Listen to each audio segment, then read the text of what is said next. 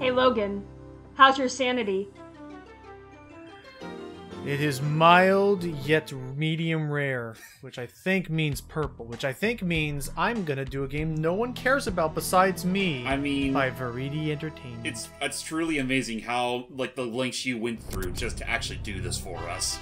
Yes. This was a game, well, because this was, believe it or not, like a game that was on my bucket list of things I wanted to do for the longest time. You had Faces of Evil, you had Wand of Gamelon. You had the remasters that were carefully handcrafted by Dopley himself. And I was about to throw that out there, that welcome to the Zelda game that no one even wanted to bother trying to remake, Zelda's Adventure. Wasn't there like a limited number of copies that they sold too? Would not surprise me. So first off, we're gonna be talking over some cutscenes because it's not the remaster. We don't got no subtitles. Just know that here's our plot. Meet Gaspra, the not Sahasrahla of the game. And he used to be the royal astronomer of Hyrule, but a dark wind has blown over the land. Dun dun. Also, don't mind him. He's like a 22-year-old wearing like an old like rubber mask to look like he's old. Gosh darn it, my beard itches. The Scroll of Shermak. So the Scroll of Shermak is one that is supplied with information by the it's like a seer or whatever named Shermak. She's gonna be our not imp of the game. Ganon spelled with two N's has taken over Tolomak, Camelot spelled backwards, on the grand plains of a far off land, and also captured Link. Just to really seal the deal that no one can stop him. Yep. So to help star in her very own Mario is Missing spin-off. Even though we technically already had that with Wand of Gamelon. And so Zelda. Based on a Link to the Past Zelda. Yes. My theory for what you're seeing right now is I think they recorded this scene, but then they realized, crap, that scene actually has to last like 30 seconds. I don't know, just slideshow it. I wonder if it could be CDI limitations too, because I'm reading a lot about that. Oh, I don't know. You'll see. We gotta go. Yeah, basically, there's no Triforce in this. We're going to Tolomak. We're gonna find all the celestial signs, save the world. That's all you need to know. God, so grainy this all looks. Oh, for sure. So, if it's based on Link to the Past, we clearly need a good zucchini to match with Linguini. Nice. The Legend of Linguini and Zucchini. Zucchini. So, that's all you need to know. Well, so, anyway. I mean, great. Well, hold on a minute. Technically, with the Link to the Past, we had Lade, and then with the Link Between Worlds, we had Linguini. Or Linguini. I guess so. So, technically speaking, this game doesn't really give two shits about it. We could totally say that this is taking place somewhere before or after the events of, well, okay, definitely after the events of A Link Between Worlds. So yes, we will officially christen her Zucchini. Hooray. So this is what you're seeing. This is normally how the game plays. It is an actual top-down Zelda compared to the Zelda 2 Wand of Gamelon Face of Evil. And now as you're seeing me do for the rest of this entire playthrough, I actually went through scene by scene and have cut out all the loading times between screens, otherwise they'd all be as long as you just saw previously. And this whole thing would probably last about 2 parts longer. Yeah, yes, and I genuinely saved like 10 to 15 minutes just by cutting out the loading screens alone. I watched Logan play some of this. So I'm watching this semi-blind, but there was an issue with the emulator to where if he died, the game would crash. Yeah, I'll definitely get around to that. For now, no, we have to get this woman some water. Hype! I know that you're here, and I recognize that you're here, and I appreciate that you're here. So please tell me what, if any, involvement or experience you have with this Zelda game. What do you think? Okay, well, are you at least curious about it? The most I've seen of it is when a Peanut Butter Gamer did his review of the 3 CDI games, and, like, even just from that review, I could tell that, like, you know, say what you want about the other 2 CDI Zelda games, they're completely true, but there is at least something that you can grasp from those games to pass as entertainment, whether it's enjoying how infamously terrible the cutscenes and voice acting are in that game, and so on and so forth. But with this, There really isn't anything. Like, this is easily the most boring of the 3 CDI games. And since a lot of people say that boring is worse than bad, let that speak for itself. No, I'll absolutely agree with that. There are some highlights. There are some things. Meet the bloody fountain of Ganon. Also, oh, by the way, here's our menu screen. We have a map. We can that's how we can quit the game. This is where our number of keys are stored throughout the game, and we can equip treasures and also use weapons. So for now, we will fill up that canteen, and we'll head back to give that woman some water because that is actually required for the story. Oh, and again, here's the thing: is that if I ever wanted to if I ever want to save my progress, I actually have to save and quit. Doing so will bring me back to the title screen, and if I reload my save, I'll just be right back at that starting square of the world. Okay. This is important because, alright, now on to what Celia was talking about. By the way, she just gave us a vial of winds. It's not told to us that it's a vial of winds, she just says treasure, but you just kind of... To me, it just looks like an upper body, and that's really freaky. She's sitting down. It's because we're looking at a weird angle. So, okay, we're going to head over to the Moblin Head Inn, as they call it, and... So the thing that Celia's talking about, so in actuality, this game can actually be pretty forgiving so long as you know where you're going and no. So the problem. Okay, so basically the problem is that it's very easy to die very early on because you only get 3 hearts and you already have most enemies that can deal upwards of 3/4 to a full heart of damage per hit. Ooh. But the way that this game is actually remarkably generous. By the way, you have to equip rupees if you ever want to spend anything. That's very specific. That's kind of dumb. But there is no wallet limit, at least. Thank God. Cool. But what else? So the problem is that it's easy to die. But the good news, the generous news, is that if at any point you die, you'll just respawn in one of 3 possible areas. If you die in the overworld at any point in time, I'm talking to this guy repeatedly, so he'll actually, shut up and give me the dagger he needs to. If you die anywhere in the overworld, you'll respawn back at that starting square. Oh, hello. If you're in a dungeon, thank you. If you're in a dungeon, no. If you're in a dungeon and die at any point in time, you'll respawn at the start of the dungeon. And if you're in a boss battle and you die, you'll actually respawn just outside the boss door. I can just try again. You lose no rupees, you lose no treasures you've previously obtained. Very generous. However, as Celia pointed out, I can't take advantage of any of that because this emulator, it's currently running off of a small version of MAME called Tiny CDI. Please look that up. It does not understand how to handle the respawn trigger. So if I die at any point in time, the game will just stall forever and not know where to put me. So somebody should tell these moblins to put on some pants. Oh my gosh, you're right. They look like freaking something on Battletoads. They really do. Holy shit. They remind me of that. Yeah, they remember that one pig biker guy. Anyway, here's the ladder we want. Just hanging around. Anyway, now it's off to our first temple.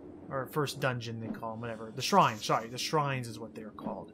There are, I want to say, 6 to 7 shrines in the game.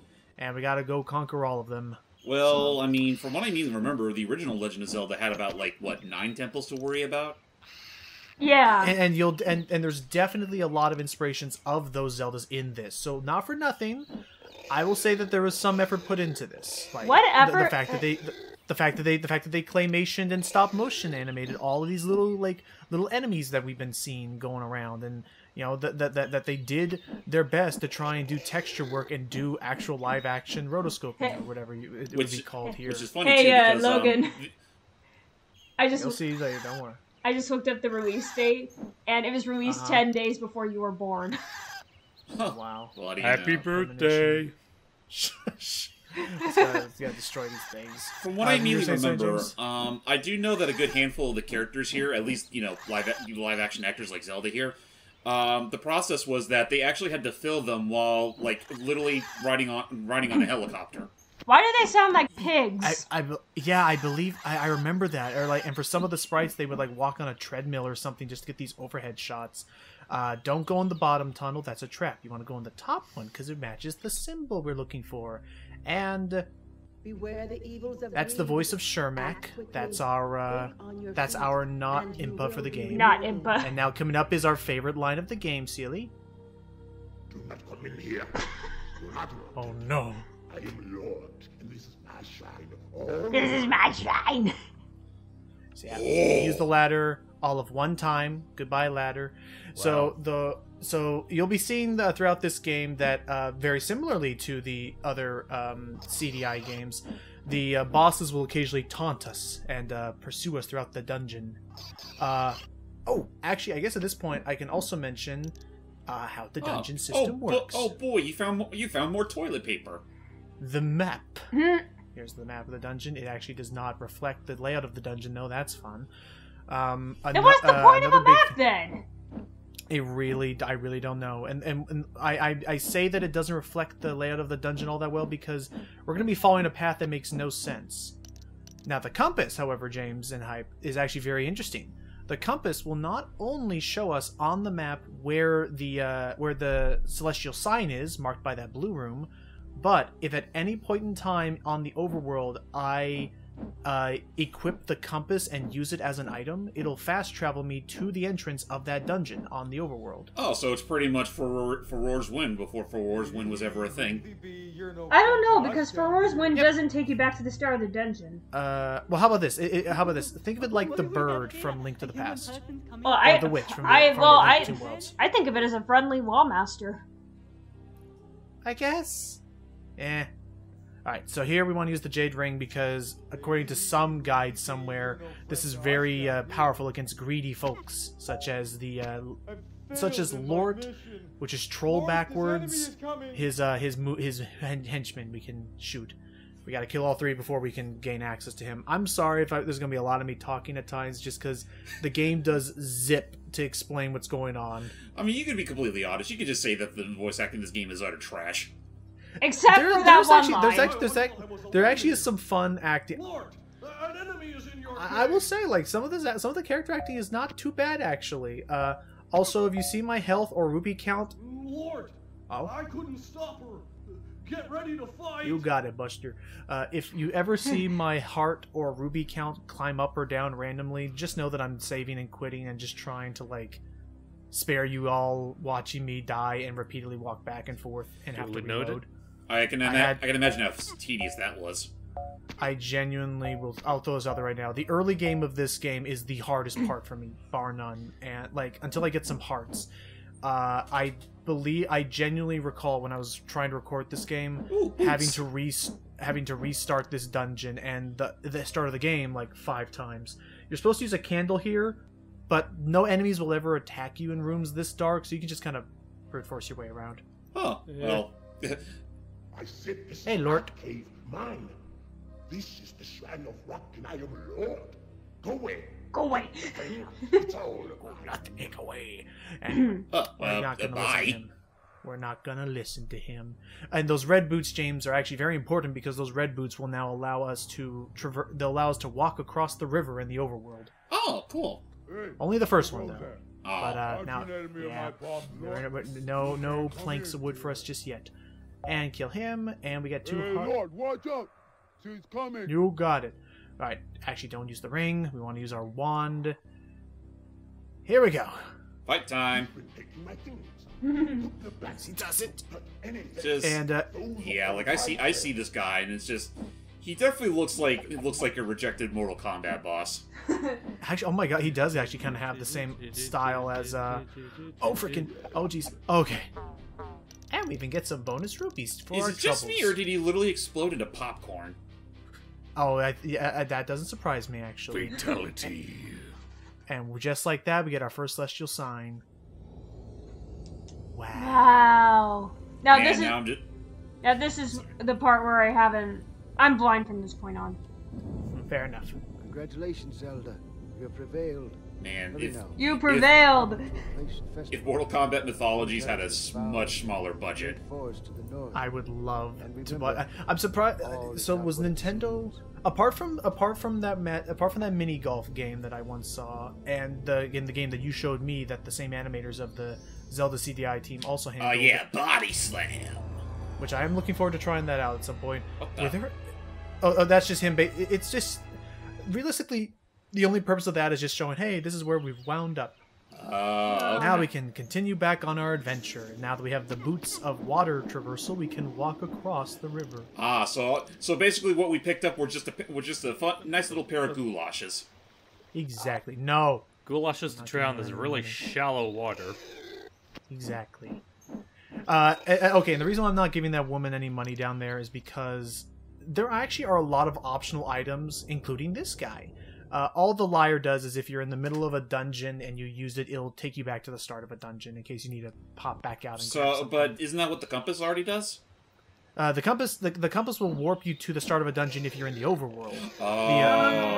The purpose of the lyre is say you're in a room and one of the many puzzles this game has where it basically equates to What the fuck? What? What are you? Those moguls out I don't there like are it. so slow and stupid. They're still trying Remember, to get folks, stupid this is what the Goombas in Super Mario Brothers the movie could have looked like. it actually looks like that. Oh my god! I would have accepted it if it looked like that. But yeah, so the idea is that you would use the lyre. A lot of the puzzles in this game equate to, this God. enemy will take. These are levers that you know them. Everyone loves them anyway. Basically, it'll be like, these enemies will take 0 damage unless you have a certain item. So you could use the lyre to basically eject out of a dungeon. Oh my gosh, I hate the crunching on Sadio sometimes. Okay, let's see what else I could talk about. I didn't actually at all mention it in the dungeon, but one neat thing that I was able to do was, don't mind her. She actually doesn't help us out too much, but I'll talk to her. Honestly, if it were for the face and hands, I'd be convinced that's a clay model. I thought it was just I just thought it was a lawn decoration. So one thing I was able to do actually, at least in the dungeons, was because of the way this game programs audio, all music and ambient noises come out of the left ear, and all sound effects and voice clips come out of the right ear. That was just a potion of life. That just sounds like ear torture in and of itself. Which, speaking of which, man, this whole freaking world could use a little bit of mood music. Yeah, and supposedly the problem was that there was no way they could program an overworld theme because basically, because normally when you're, perhaps they will be of use to you in the underground. I cannot give them. Can I go now? Are you done? Are you done? Okay, moving on. You go. Oh, never mind. Oh, god damn it! Hi there. Don't worry about the dog. He won't bite. I wish he did bite. What's wrong with the goat dog? Voice acting. Nothing ever He's so happens sassy. This is here. the most casual fucking conversation I've ever heard in this freaking franchise. He's supposed to be the greeter, but he hates being the greeter, which hello, little one. I hope I can be of help to you. I'm sorry, sir. Are you literally wearing a Did you see kilt? my dog out on Upper Street? don't you cunt?